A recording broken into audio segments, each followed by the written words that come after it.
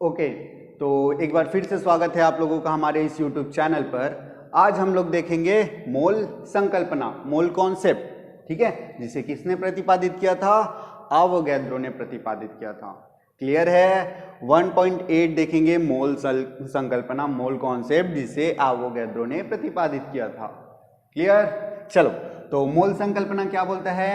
किसी भी पदार्थ की वह मात्रा जिसमें किसी पदार्थ का 6.023 क्रॉस 10 टू द पावर 23 कण उपस्थित होते हैं। किसी भी पदार्थ की वह मात्रा जिसमें 6.023 क्रॉस 10 टू द पावर 23 कण उपस्थित होते हैं, जिसे एक मोल कहा जाता है। एक मोल कहा जाता है और इसी संख्या को आवोगैद्रो संख्या के नाम से भी जाना जाता है। क्लियर है? इसको और किस नाम से जानते हैं? आवोगैद्रो संख्या के नाम से। ठीक है, एक मोल बराबर होता है 6.023 क्रॉस 10 टू द पावर 23 कण। अब ये कण क्या क्या चीज हो सकते हैं? कण हो सकते हैं, यहां पास क्या क्या हो सकते हैं? सबसे पहले तो हम लोग लिख सकते हैं अणु, या हो सकते हैं परमाणु, या हो सकते हैं आयन, या इलेक्ट्रॉन, या प्रोटॉन। ठीक है, मोल संकल्पना क्या होता है? किसी भी पदार्थ में उपस्थित 6.023 क्रॉस 10 टू द पावर 23 कण। ठीक है, किसी भी पदार्थ की मात्रा, वह मात्रा जिसमें इतने कण उपस्थित होते हैं, ठीक है, जिसे एक मोल कहते हैं। यही चीज है मोल संकल्पना। इस नंबर को आवोगैद्रो संख्या के नाम से भी जाना जाता है। ठीक है, यहां पर जो कण की बात करें वो अणु हो सकता है, परमाणु हो सकता है, आयन हो सकता है, इलेक्ट्रॉन हो सकता है, प्रोटॉन हो सकता है। ठीक है, किसी भी पदार्थ के लिए एक मोल में जो कणों की संख्या रहती है वो एकदम नियत रहती है। किसी भी पदार्थ की बात करें, अणु, आयन, जैसे अगर H2 अणु की बात करें, या हाइड्रोजन परमाणु की बात करें, ठीक है, हाइड्रोजन आयन की बात करें, हाइड्रोजन अणु की बात करें, हाइड्रोजन या हाइड्रोजन आयन की बात करें, किसी भी की बात करें, इसमें पदार्थ एक मोल हाइड्रोजन अणु या एक मोल हाइड्रोजन परमाणु या एक मोल हाइड्रोजन आयन में जो कणों की संख्या रहेगी वो 6.023 क्रॉस 10 टू द पावर 23 कण ही रहेंगे।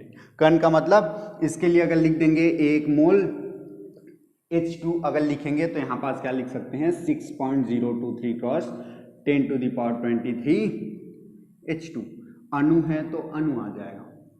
अगर यहां पास फिर से लिखता है एक मोल हाइड्रोजन परमाणु बराबर, तो इसके बराबर हो जाएगा 6.023 cross 10 to the power 23 hydrogen परमाणु।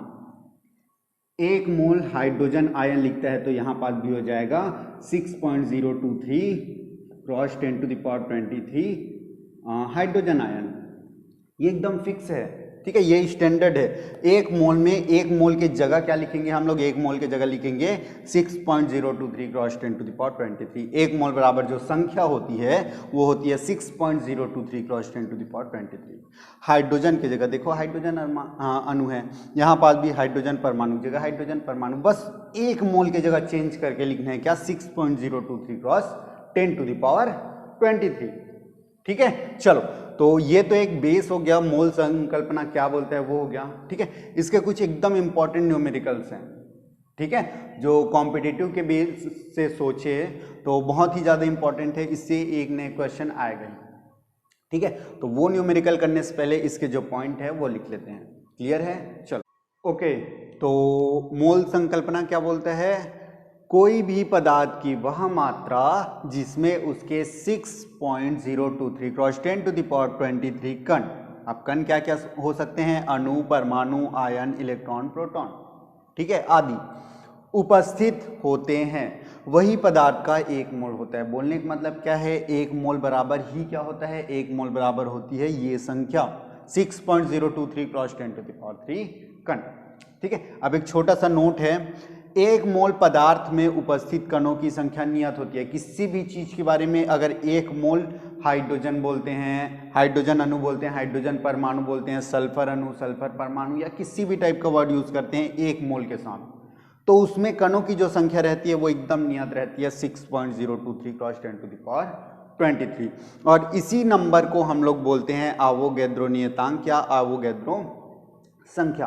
ठीक है, अब जितना भी कुछ क्वेश्चन आएगा इसमें न्यूमेरिकल आएंगे, उसमें हम लोग क्या लिखेंगे, सबसे पहले तो 1 मोल बराबर जो भी चीज दिया रहेगा, कुछ भी दिया रहेगा, उसके equal to 6.023 cross 10 to the power 23, same चीज को वर्ड करेंगे और उसके बराबर अनुभार या परमाणु भार लिखेंगे। एग्जाम्पल में देखो, जैसे लिखते हैं 1 मोल H2O, ये जितना भी लिखेंगे ना वो स्टैंडर्ड है, सब जगह सेम होगा। ठीक है, 1 मोल H2O बराबर क्या हो जाएगा, 6.023 cross 10 to the power 23 H2O। देखो बॉक्स के जगह जो लिखा हूं वही यहां पास दिए।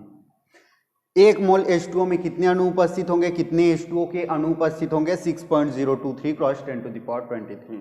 अब यहाँ पास ये किसके बराबर होगा, अणुभार या परमाणु भार की, किसके अणुभार या परमाणु भार, H2O के अणुभार या परमाणु भार। H2O का निकाल के देखते हैं तो इसका अणुभार कितना आता है, हाइड्रोजन का 1 होता है, 2 हाइड्रोजन है तो 2 हो जाएगा, प्लस ऑक्सीजन का होता है 16, दोनों को ऐड कर देंगे क्या आ जाएगा, 18 ग्राम। क्या चीज है, H2O। अब इसको एक लाइन में अगर बोलना चाहेंगे तो कैसे बोलेंगे, 1 मोल H2O में 18 ग्राम H2O उपस्थित होता है या 6.023 cross 10 to the power 23 H2O अणु उपस्थित होता है। क्लियर है, 1 मोल H2O बराबर 18 ग्राम H2O भी लिख सकते हैं और 6.023 cross 10 to the power 23 H2O भी लिखेंगे। ये न्यूमेरिकल जब करेंगे ना वहाँ पास समझ आएगा कि हम 1 मोल H2O बराबर ये लेने वाले हैं कि ये क्वेश्चन में जैसे पूछे रहेगा उसके हिसाब से करेंगे। ठीक है, और एग्जाम्पल देख लेते हैं। पहले यहाँ पास अगर लिखा है 1 मोल खाली हाइड्रोजन परमाणु, तब इसका क्या हो जाएगा, देखो 6.023 cross 10 to the power 23 hydrogen परमाणु। यहाँ हाइड्रोजन है तो यहाँ भी हाइड्रोजन परमाणु। इसके अणुभार, हाइड्रोजन की अणुभार कितनी होती है, 1 हाइड्रोजन है, सॉरी परमाणु भार ना, अकेला है तो परमाणु, 1 हाइड्रोजन की परमाणु भार कितनी होती है, हाइड्रोजन परमाणु की जो भार होती है वो होती है 1 और अकेला है तो 1 ग्राम हाइड्रोजन परमाणु। और भी लिख सकते हैं, क्या लिख सकते हैं, जैसे 1 मोल सल्फर, 1 मोल सल्फर में कितने सल्फर परमाणु के कण उपस्थित होंगे, इसमें उपस्थित होंगे 6.023 cross 10 to the power 23 sulphur के सल्फर के कण उपस्थित रहेंगे, सल्फर परमाणु के कण उपस्थित रहेंगे।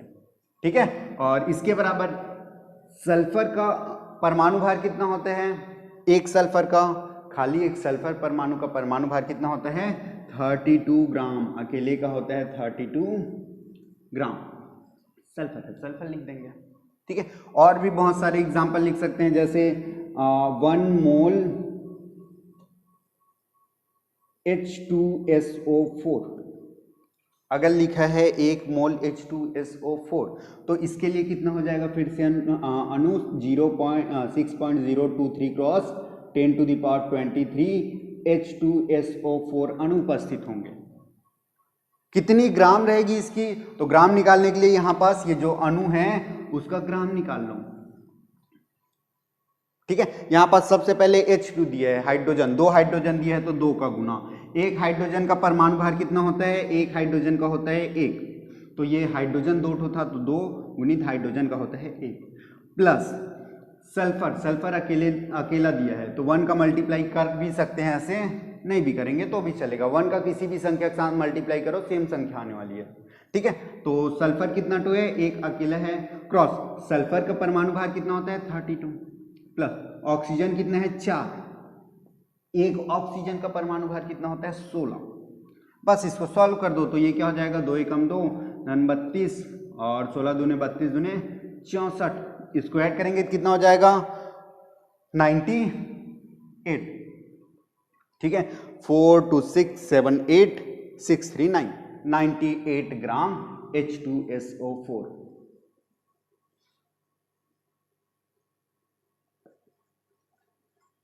ठीक है, ये क्लियर है।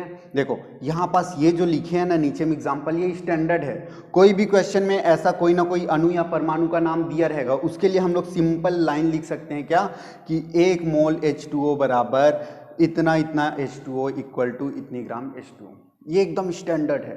ठीक है, 1 मोल मतलब 6.023 क्रॉस 10 टू द पावर 23। उसके बराबर क्या होता है, जिस चीज का अणु परमाणु आयन जो भी चीज ले रहे हैं उसका द्रव्यमान रहेगा। ठीक है, चलो अब न्यूमेरिकल पे आ जाते हैं। ठीक है, ये एकदम क्लियर होना चाहिए, क्लियर है तभी हम लोग न्यूमेरिकल कर पाएंगे। चलो अब न्यूमेरिकल देख लेते हैं। ओके, तो ये न्यूमेरिकल है। सबसे पहला न्यूमेरिकल क्या बोलते हैं, 2 मोल ऑक्सीजन का द्रव्यमान निकालिए। अगला क्वेश्चन क्या बोलता है, 36 ग्राम जल में जल के अणुओं की संख्या निकालिए। अगला क्वेश्चन बोलता है 36 ग्राम जल में जल के कितने मोल होंगे। अगला क्वेश्चन बोलता है 12.046 गुणित 10 की घात 23 H2O अणुओं से जल के कितने मोल बनेंगे। ठीक है, तो ये क्वेश्चन है जिसमें सबसे पहले हम लोग यहाँ एग्जाम्पल में स्टैंडर्ड लिख रहे थे, वो याद होना चाहिए बस। ठीक है, अगर वो स्टैंडर्ड समझ आ गया है तो हर एक क्वेश्चन एकदम सिंपल बनेगा।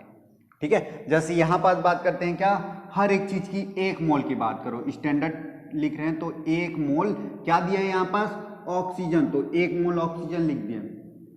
1 मोल ऑक्सीजन, 1 मोल में संख्या कितनी होती है, 6.023 क्रॉस 10 टू द पावर 23, और जो है वो लिख देते हैं ऑक्सीजन है तो ऑक्सीजन लिख देंगे।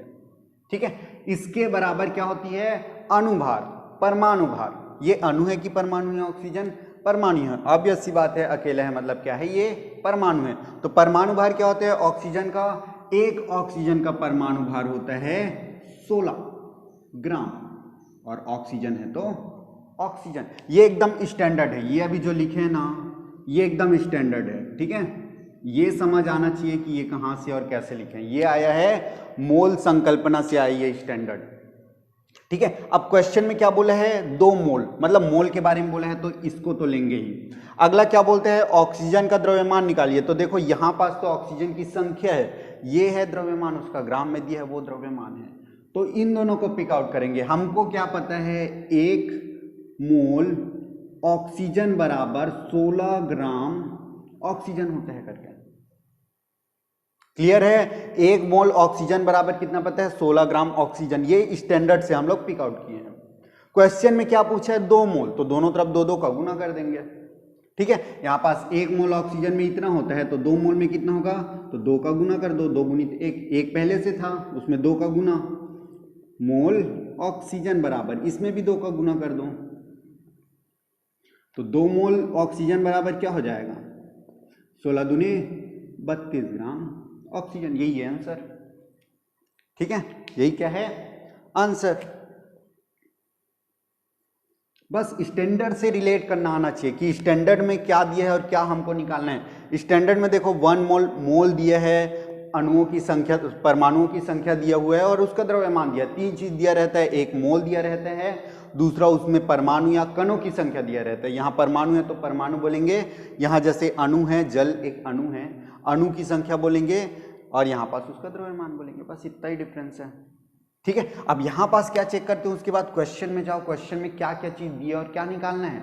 देखो यहाँ पास मोल दिया है तो इस मोल को पिक आउट किया हूँ। उसके बाद निकालना क्या है, द्रव्यमान निकालना है, तो ये तो द्रव्यमान है नहीं तो द्रव्यमान वाले बस को लिखा हूँ, इसकी जरूरत नहीं है। अब ये दोनों को सॉल्व किया तो हमको मिल गया 2 मोल ऑक्सीजन बराबर 32 ग्राम ऑक्सीजन परमाणु। क्लियर है, चलो अब नेक्स्ट क्वेश्चन करते हैं। नेक्स्ट क्वेश्चन के लिए वापस से स्टैंडर्ड लिखते हैं। देखो किसके बारे में बोला है, जल के अणु के बारे में बोला है, H2O के बारे में, तो इसी के बारे में स्टैंडर्ड लिखते हैं। स्टैंडर्ड कहाँ शुरू होता है, 1 मोल हाइड्रोजन अणु H2O बोला था। यहाँ पास देखो कहीं भी पास 1 मोल नहीं बोला है, मैं स्टैंडर्ड है इसीलिए लिखा हूं 1 मोल। क्लियर है, 1 मोल स्टैंडर्ड है इसीलिए लिखा हूं, और 1 मोल का मान कितना होता है 6.023 क्रॉस 10 टू द पावर 23। और क्या चीज है, अणु है H2O अणु, तो H2O अणु लिख देते हैं। तीसरा क्या लिखते हैं स्टैंडर्ड फॉर्म में, एक और क्या पता रहता है, इसकी भार, तो भार निकाल लो। H2O का भार कितना होता है, 1 हाइड्रोजन का कितना होता है 1, कितना हाइड्रोजन है यहाँ पास 2 हाइड्रोजन, तो उसका 2 हो गया। ऑक्सीजन 1 ऑक्सीजन है और 1 ऑक्सीजन का कितना होता है 16 और 2 18, यहाँ पास निकल गया 18 ग्राम H2O। क्लियर है, अब ये हमारा हो गया एकदम स्टैंडर्ड। जो हमें पता होना चाहिए। अब यहाँ पास से क्या दिया है क्वेश्चन में, देखते हैं कि क्या दिया है और क्या निकालना है। सबसे पहले चेक करते हैं तो 36 ग्राम जल दिया है, तो 36 ग्राम जल क्या चीज है, द्रव्यमान। तो द्रव्यमान के नीचे अंडरलाइन कर दो। में जल के अणुओं की संख्या निकालो। अणुओं की संख्या ये है कि ये है, ये तो मोल है, अणुओं की संख्या ये है, तो इसके नीचे अंडरलाइन कर लेते हैं। क्लियर है, एकदम बात समझ आ रही है ना। ठीक है, सबसे पहले क्या दिया है, 36 ग्राम दिया, द्रव्यमान दिया, द्रव्यमान को अंडरलाइन किए। निकालने बोले है अणुओं की संख्या, तो अणुओं की संख्या ये होती है, तो इसको अंडरलाइन किया।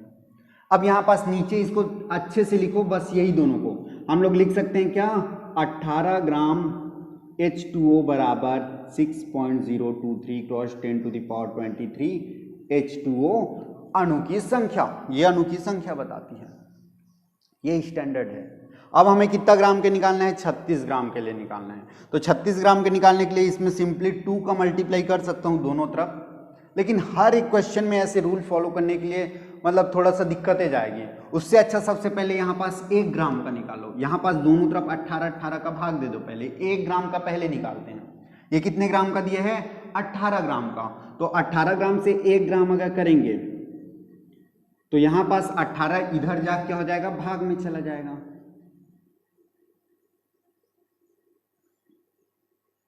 H2O की जगह H2 है। ठीक है, कोई दिक्कत है क्या यहाँ पास, बिल्कुल होनी ही नहीं चाहिए कोई भी दिक्कत। ठीक है, 18 इधर मल्टीप्लाई में था, इधर जाके डिवाइड हो गया। अब उसके बाद 36 ग्राम का निकालना है, दोनों तरफ 1 का गुना 36 से कर दो, तो इधर भी 36 का कर देंगे। एक तरफ जबरदस्ती नहीं किया जाता, दोनों तरफ मल्टीप्लाई करेंगे। ठीक है, तो यहाँ पास 36 से गुना करेंगे तो 1 गुनी 36 ग्राम H2O बराबर 6.023 क्रॉस 10⁻23 डिवाइडेड बाई 18 तो है ही, इसमें भी मल्टीप्लाई कर देंगे 36 का। इधर मल्टीप्लाई किए 36 का, तो इधर भी कर दो। बस अब सॉल्व करो। हमारा देखो 36 ग्राम जल, ये 36 ग्राम जल हो गया। अब उसमें अणुओं की संख्या बस को फाइंड करना है, सरल करेंगे निकल जाएगा।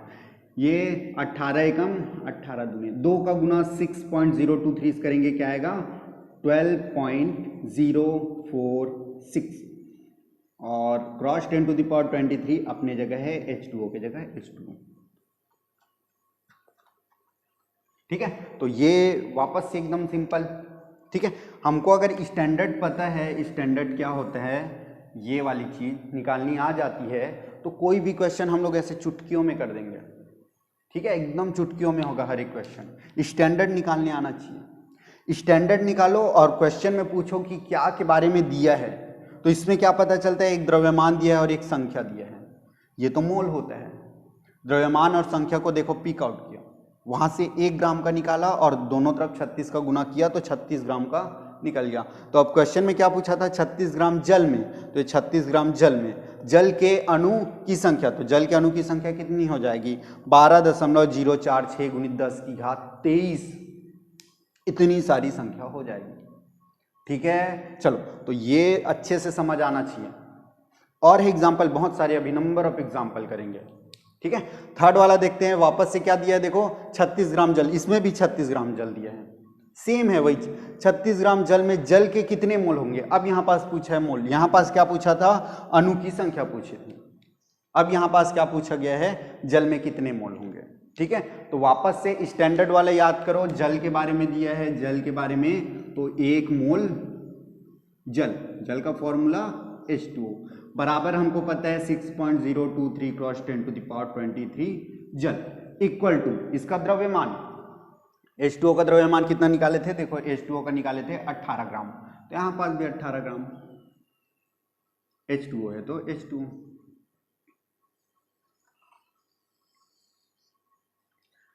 ठीक है, ये सिंपल है। देखो यहां पास भी स्टैंडर्ड तो एक ही होगा ना, कोई भी क्वेश्चन हो किसी पर्टिकुलर चीज के लिए स्टैंडर्ड सेम ही रहने वाला है, तो यही चीज को यहां पास लिखा हूं, देखो दोनों सेम है एकदम। ठीक है, अब क्वेश्चन से वापस से पूछो कि उसको क्या चाहिए और क्या दिया है। ठीक है, क्वेश्चन से पूछते हैं तो 36 ग्राम दिया है, मतलब उसका द्रव्यमान दे दिया है।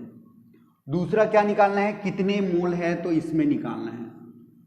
बस यही दोनों को वापस से पिक आउट कर लेते हैं। ठीक है, क्या लिखेंगे यहां पास 18 ग्राम H2O अणु में कितने मोल होते हैं, 1 मोल H2O अणु के मोल होते हैं। क्लियर है। हमको कितने निकालना है 36 ग्राम का, तो सबसे पहले इसको कितना ग्राम में कन्वर्ट करते हैं 1 ग्राम का दिया रहता है, देखो उसको 1 ग्राम में कन्वर्ट करते हैं। ठीक है, तो 1 ग्राम में कन्वर्ट करेंगे क्या हो जाएगा, दोनों तरफ 18 का भाग दे दो, इधर 18 का भाग देंगे तो 18 18 कट जाएगा। ठीक है, और इधर 18 लिखा रहेगा। या फिर दूसरा चीज सोच सकते हो, यहां पास 18 का गुना है, दूसरे तरफ जाके भाग हो गया। क्लियर है। चलो अब कितने ग्राम का निकालना है 36 ग्राम का। 1 ग्राम का पता है, तो 36 ग्राम का कितना होगा 36 से गुना कर दो। ठीक है, तो ये हम लोग गुना कर दिए 36,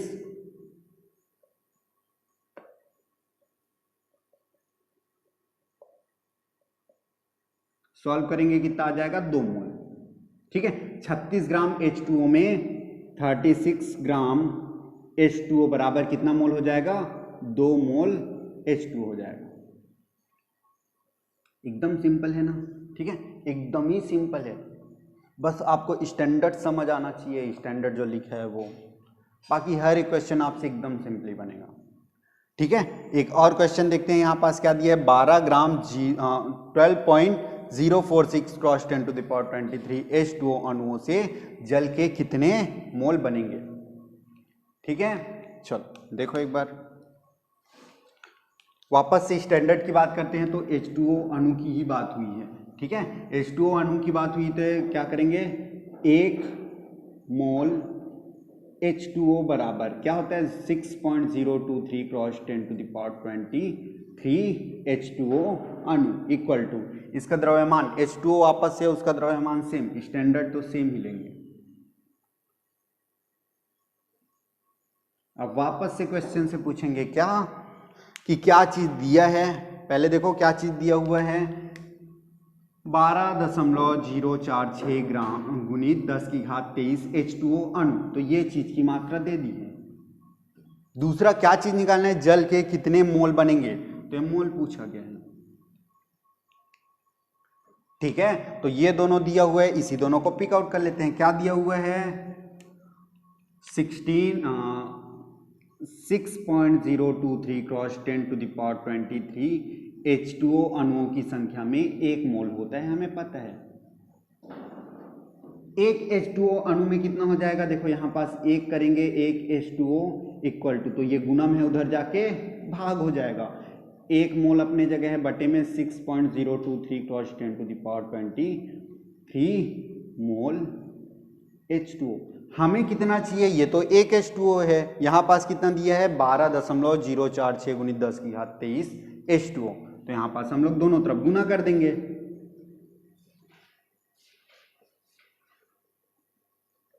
क्या हो जाएगा दोनों तरफ गुना करेंगे तो देखो ये 1 के साथ गुना किए यही आए, इधर भी ऊपर 1 के साथ गुना करेंगे तो सेम चीज आएगी।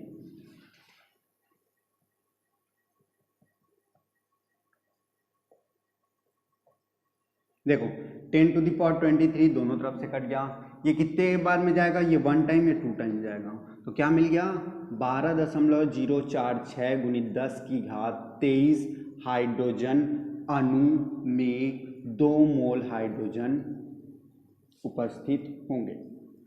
ये फाइनल आंसर है। देखो इसी चीज को हम लोग उल्टा भी किए थे कहीं पास, कहाँ किए हैं 2 मोल नहीं, ये वाला क्वेश्चन नहीं था क्या, ये 36 ग्राम में निकाले थे हम लोग। ठीक है, 36 ग्राम H2O में हम लोग कितना निकाले थे 12.046 और 36 ग्राम बराबर क्या होता है 2 मोल, तो इसको 36 ग्राम को हम लोग 2 मोल बोल सकते हैं, तो 2 मोल बराबर क्या होता है 12.046, ये देखो 2 मोल बराबर 12.046 गुणित 10 की घात 23। ठीक है, चलो तो ये ऐसे करेंगे। ठीक है, कुछ न्यूमेरिकल्स और है, ठीक है चलो वो भी कर लेते हैं। ओके, तो अगला है क्या, अगला क्वेश्चन करते हैं हम लोग, क्वेश्चन नंबर 5। SO2 के 0.0064 ग्राम में अणुओं की गणना करो। ठीक है, वापस से स्टैंडर्ड फॉर्म लिख लेते हैं, किसके लिए SO2 के लिए। क्या लिखते हैं स्टैंडर्ड फॉर्म में 1 मोल SO2 बराबर कितना होता है 1 मोल बराबर 6.023 cross 10 to the power 23 SO2 अणु इक्वल टू, अब कितना ग्राम है कैसे देखो यहाँ पास सल्फर का कितना होता है 1 परमाणु है, सल्फर का 1 परमाणु, और 1 परमाणु का द्रव्यमान सल्फर का कितना होता है 32। ऑक्सीजन, एक परमाणु ऑक्सीजन का होता है 16, तो यहाँ पास 2 है तो कितना हो जाएगा 16 दूने 32, और 32 दोनों जोड़ देंगे तो 64 ग्राम SO2 अणु। ये हो गया हमारा स्टैंडर्ड। ठीक है, अब इसमें देखो क्या निकालने हैं और क्या दिया है। ग्राम में दिए है तो ये वाली चीज दी हुई है। अणुओं की संख्या ज्ञात करने हैं तो अणुओं की संख्या ये होती है। ठीक है, तो यही दोनों को ले लेंगे। जिसको दिया रहता है देखो 0.0064 ग्राम, जो चीज दिया रहता है उसको पहले लिखते हैं, तो यहाँ पास लिख लेंगे 64 ग्राम SO2 इक्वल टू, निकालना क्या है, अणुओं की संख्या निकालना है, तो अणुओं की संख्या ये है 6.023 क्रॉस 10⁻23 SO2 अणु। ठीक है, अब यहां पास से हम लोग क्या करते हैं, 1 ग्राम का निकाल लेते हैं, तो 1 ग्राम इक्वल टू क्या हो जाएगा 64, इधर मल्टीप्लाई में, उधर जाके 6.023 क्रॉस 10⁻23 से डिवाइड हो जाएगा 64 SO2 अणु। अगला क्या करना है, कितने के लिए निकालना है, देखो यहाँ पास कितने के लिए निकालना है, 0.0064 ग्राम के लिए, तो दोनों तरफ मल्टीप्लाई कर देते हैं, 0.0064 gram SO2 equal to 6.023 cross 10⁻23 divided by 64 में मल्टीप्लाई करेंगे, इधर जैसे मल्टीप्लाई किए वैसे 0.0064 SO2 अणु। अब बस ये देखो यहाँ पास ये और ये कटेगा, तो काटने के लिए क्या करेंगे, सिंपली इसमें पॉइंट प्लेस हटा दो, पॉइंट हटा के नीचे में क्या लिखेंगे, यहाँ पास 1, पॉइंट के बाद कितना डिजिट है 4, तो 4 0। ठीक है, अब यहाँ पास वैल्यू क्या बच गई, अब पॉइंट हट गया, हटा तो क्या बचा 64 और नीचे भी 64, ये और ये कट जाएगा। इसको क्या लिख सकते हैं, इसको लिख सकते हैं क्या 10⁻4, 4 0 है तो पावर में 4। अब यहाँ पास इसके साथ बस सॉल्व करना है, तो क्या आ जाएगा देखो तुम, 6.023 अपने जगह है, 10⁻23 ऊपर में है और 10⁻4 नीचे में है, तो पावर क्या हो जाएगा माइनस हो जाएगा, 23 माइनस 4 कितना होता है 19। वेरी गुड, इतने SO2 के अणु उपस्थित होंगे। क्लियर है, 0.0064 ग्राम SO2 में 6.023 गुणित 10⁻19 SO2 के अणु उपस्थित होंगे। क्लियर है ना, एकदम सिंपल है। देखो यहाँ पास ये काटे, यहाँ पास 10⁻4 अगर कैसे निकला है देखना है तो 10⁻23 ऊपर में था और नीचे में क्या था 10⁻4। फॉर्मूला लगा है a⁻m डिवाइडेड बाई a⁻n का क्या होता है m माइनस n। यहाँ पास भी क्या है, a की जगह क्या है 10, पावर में क्या है 23 माइनस 4, तो क्या हो जाएगा 10⁻, उसको सॉल्व करेंगे तो 19। क्लियर है ना, चलो नेक्स्ट वाला क्वेश्चन देखते हैं, क्वेश्चन नंबर 6। क्या बोलते हैं यहाँ पास, हीलियम का भार 4 ग्राम है, पहले से दे दिया है हीलियम का भार 4 ग्राम है, फिर भी स्टैंडर्ड लिख लेते हैं। Helium, 1 mole helium equal to 6.023 cross 10⁻23 परमाणु, हीलियम परमाणु। ठीक है, यहाँ पास हीलियम अकेला है इसलिए इसको बोलेंगे परमाणु। इक्वल टू, इसका कितना भार होता है 4 ग्राम, दिया है वो चीज, हीलियम परमाणु। अब क्वेश्चन में क्या पूछता है, 1 ग्राम हीलियम में परमाणुओं की संख्या निकालो। परमाणुओं की संख्या, वापस से देखो परमाणुओं की संख्या क्या दिया है, इसमें ग्राम में दिया है तो ये वाला वैल्यू तो लेंगे, इसका द्रव्यमान दिया है ना तो द्रव्यमान वाला लेंगे ही। निकालना किसमें है, परमाणुओं की संख्या, तो ये होती है परमाणुओं की संख्या। जो दिया है देखो 1 ग्राम जो दिया है उसका वाला ग्राम वाला चीज पहले लिखते हैं, तो यहाँ पास लिखेंगे 4 ग्राम हीलियम इक्वल टू कितना दिया है 6.023 क्रॉस 10⁻23 हीलियम के परमाणु। 1 ग्राम के लिए निकालना है तो यहाँ पास 4 का मल्टीप्लाई है, उधर जाके क्या हो जाएगा डिवाइड हो जाएगा।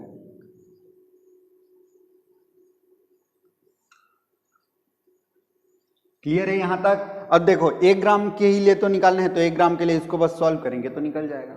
6 का टेबल पढ़ते हैं, 6 का टेबल पढ़ेंगे, कितना टाइम में कटेगा, यहाँ पास ऊपर में 6.023 डिवाइडेड बाई 4 को 6 के टेबल में काटेंगे, सॉरी 4 के टेबल में, 4 1 जा 4, यहाँ पास 1 टाइम जाएगा, कैरी बचेगा 2, अगला डिजिट है 0, 4 के टेबल में कितना टाइम जाएगा 5 टाइम, लेकिन 5 टाइम लिखने से पहले यहाँ पास पॉइंट है तो यहाँ पास भी लिखो 5 टाइम 20।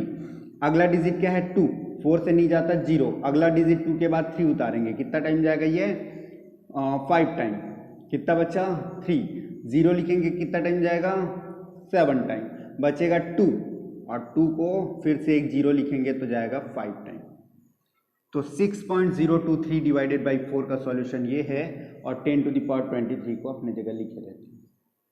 तो 1 ग्राम हीलियम में कितने परमाणु होंगे 1.50575 cross 10 to the power 23 helium परमाणु। सिंपल, ठीक है। चलो नेक्स्ट करते हैं इधर एक लास्ट क्वेश्चन, ठीक है। वापस से स्टैंडर्ड लिख लेते हैं। आप सीओ के लिए पूछा है तो सीओ का स्टैंडर्ड क्या होगा वही लिख लेते हैं, ठीक है। सीओ का स्टैंडर्ड 1 मोल कार्बन मोनोऑक्साइड, ठीक है। देखो सीओ एक कोबाल्ट भी होता है जिसमें ओ छोटा रहता है, यहाँ पर सी और ओ दोनों कैपिटल है, एक कार्बन और दूसरा ऑक्सीजन है, कार्बन मोनोऑक्साइड, ठीक है। चलो 1 मोल बराबर 6.023 10 टू द पावर 23 अणु कार्बन के। अब इसका क्या निकालना है, भार निकालना है। तो भार, ऑक्सीजन का भार कितना होता है, एक ऑक्सीजन है 12, एक कार्बन का 12 और एक ऑक्सीजन का 16। एक कार्बन परमाणु का द्रव्यमान होता है 12 ग्राम और एक ऑक्सीजन परमाणु का होता है 16, ठीक है। चलो अब इन दोनों को ऐड कर देंगे, कितना आ जाएगा 28 ग्राम ऑफ कार्बन मोनोऑक्साइड। वापस से चेक करो ऊपर कि क्या दिया है और क्या निकालना है। देखो क्या दिया है, एक अणु का भार, एक अणु मतलब यहाँ पास कितने अणु हैं, इतने अणु दिए हैं, यहाँ एक अणु का निकालना है और भार पूछा है। तो जो दिया है देखो एक अणु दिया हुआ है तो इसको पहले लिखो 6.023 cross 10 to the power 23 CO equal to, निकालना किस में है, भार निकालना है, मतलब 28 वाला ये चीज निकालनी है, ठीक है। अब यहां पास फिर से एक के लिए निकाल लेते हैं तो 1 CO, ये इधर मल्टीप्लाई में उधर जाके क्या हो जाएगा डिवाइड 28 के साथ,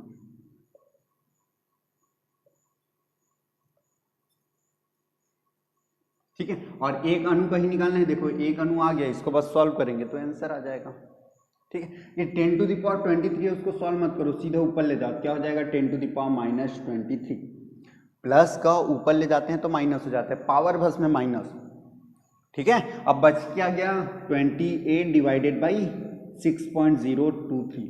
अब ये देखो 6 पॉइंट के बाद एक 0 आ गया, फिर छोटी डिजिट 2 है, फिर 3 है, तो इसको ऑलमोस्ट 6 ही मान के काट लेंगे तो भी आंसर करेक्ट आएगा, ठीक है। 6 सपोज करके इसको काटेंगे कितना टाइम जाएगा, 6 के टेबल में 6 4 जा 24 कैरी 4 0। अब यहाँ पास पूरा खत्म हो गया, यहाँ जैसे 0 लगाए यहाँ पास पॉइंट, 6 6 जा 36, फिर से 4, 36 के बाद कैरी कितना बचेगा 4, एक 0 लगाएंगे 6 6 जा। अब जबरदस्ती का इसमें देखो बड़ी वैल्यू है तो 6 6 जा रहा है, यहाँ पास 5 कर लो, एक कम कर लो, क्योंकि बड़ी वैल्यू से भाग देना था ना। हम लोग हर एक जगह बड़ी बड़ी लिखेंगे तो नहीं चलेगा, थोड़ा दूसरा तीसरा डिजिट में आके थोड़ा सा छोटा कर देंगे। ये बड़ी वैल्यू थी हमारी जिसको 6 सपोज किया, 6.023 और 6 में कंपेयर करें 6 और 6.023 में तो ये वाली वैल्यू बड़ी होती है, हम लोग इसको किससे भाग दिए, छोटे वाले से, ठीक है। तो आंसर में थोड़ा छोटा करना पड़ेगा, क्लियर है। चलो तो कितना आ गया यहाँ पास 6 3 जा 24 पॉइंट, कितना टाइम जाएगा, कैरी कितना बचा 4 0, 6 6 जा 5 cross 10 to the power 23 -23 gram of carbon monoxide, ठीक है। तो ये हो गया मोल संकल्पना का एकदम इंपॉर्टेंट क्वेश्चन, ठीक है। तो ये आपको आना चाहिए, इसमें कुछ भी नहीं, बस एक स्टैंडर्ड चाहिए रहता है, ठीक है।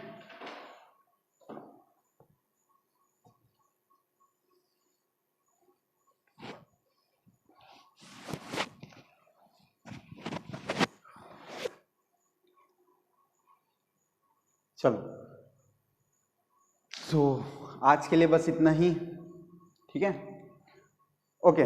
तो आज के लिए बस इतना ही, अगला टॉपिक करते हैं नेक्स्ट वीडियो में, ठीक है, चलो।